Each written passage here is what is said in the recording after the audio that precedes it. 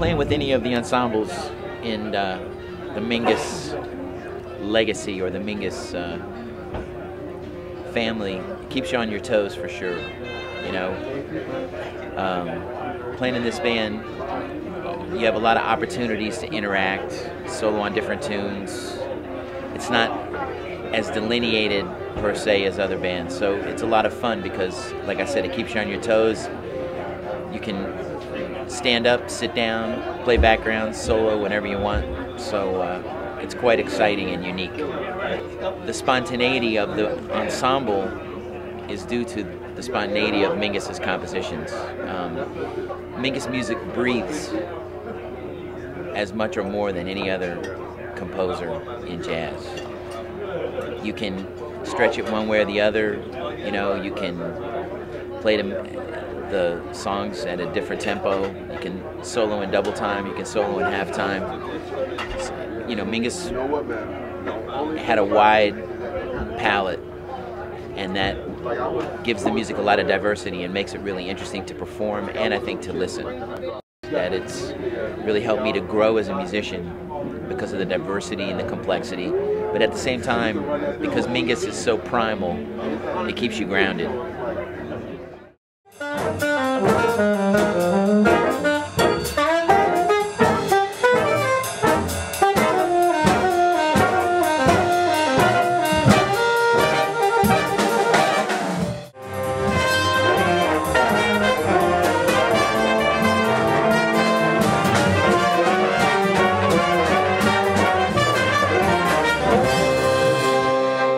Great alto solo. I'd like to see you stand up when you play, though. It'll help the rhythm section to hear you better, and it's just a presentation thing. The lead trumpet player, it's your job to hook up with the rhythm section, because when the whole band is playing, who's got the lead voice for all the horns? The trumpet. Now, something I do is sometimes I'll subdivide the beat as as somebody, like if Craig's counting off the song. You know, as he's counting it off, I'm already sort of thinking of what do the eighth notes sound like at this tempo, or what's my first figure going to sound like. If you ever feel like you don't know what to do in terms of comping, you know, rhythmically or whatever, one thing you can consider is considering the melody of the song that you're playing. And you can, you know, take just a phrase from that melody and engage in sort of like a theme and variation thing. Parker was a gunslinger, there'd be a lot of dead copycats. Right, which, you know, I kind of take that for one thing, to be a call for individuality, but for another thing, it's just a call to step up, you know, and prove that you're not just another copycat. So when you're playing this song, it's just that much more reason to invite the spirit of Mingus into this music. With individuality and with the call for that, it's also, you know, Charles Mingus was obviously somewhat angry at people who are the copycats.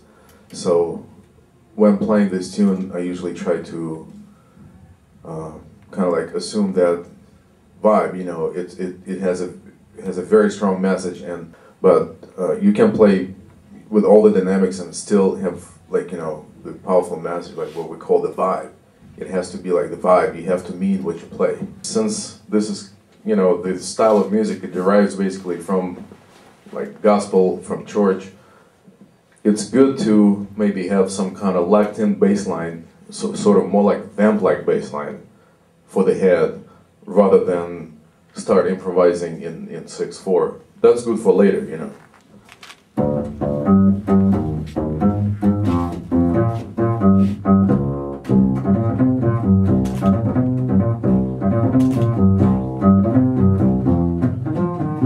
You know, something that sort of, you know, suggests some kind of, you know, because you play the same line twice, that suggests time. Just as two beats played next to each other suggests time. The same line played 3 or 4 times or 2 times over, it suggests some kind of time. So you outline the blues, and also you make the melody sound stronger, because the melody is sort of like also, it repeats itself. We played this in my high school too. And there's this one phrase where they're going to the ba da da da da da da da da da da da da. You kind of want to push into that to kind of push the phrase, so it's just not da da da da. You should kind of want to ba da da, and then before that maybe do like a press roll or something like that to go into it, just so that you can put emphasis on it. Also, try to lock in more with the bass player, because, and the bass player also, you should try to listen to his ride cymbal, because that's basically in swing, that's where the time is. In an effort to further the communication between you, sometimes what's helpful, I've found, is that if you, two things. One is that when you're rehearsing, you can turn the saxophone section chairs around to face the brass, and also maybe make it like a triptych, you know, make it with the trumpets on one end, the trombones, and the saxophone, sort of more or less facing each other.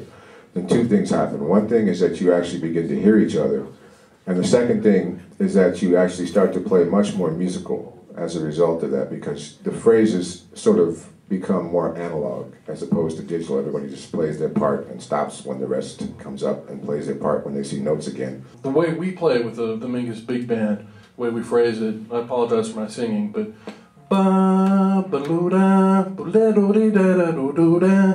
You guys are playing ba ba loo da ba le do dee da da do do da ba. You're giving the second one a little more weight. It's written as a half note, but if you've ever listened to the recording of the band, the way that we do it, we don't play that short.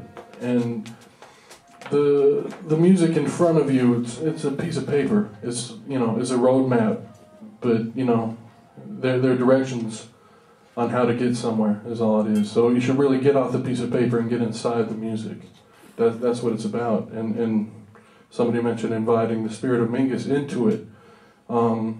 That's where that will happen, when you get off the paper. Since everybody would have his own idea as what, you know, what crescendo is.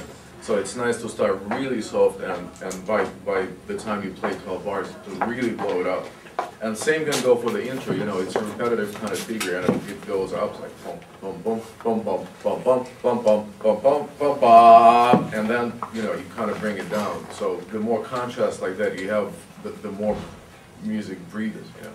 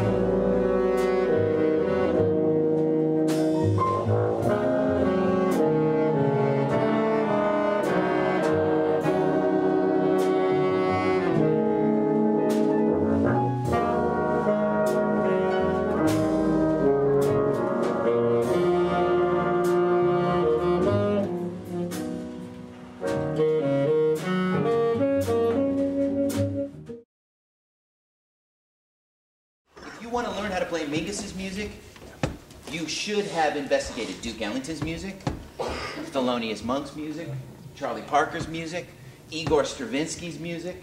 And what was Charles Mingus when we think about it? Charles Mingus was one of the great integrators of all time.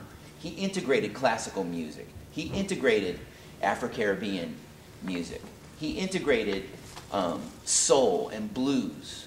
You know, he integrated all these different, you know, myriads of you know, musical styles. And what did he do? He grafted it with jazz. The final thing that Mingus was able to do was innovate.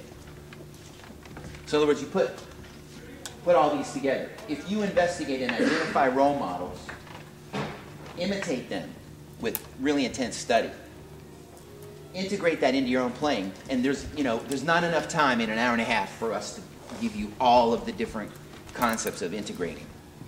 And then you may have a chance, although it's doubtful that any of us will have the ability to innovate the way Mingus did, but the thing is, we can certainly learn from his innovation.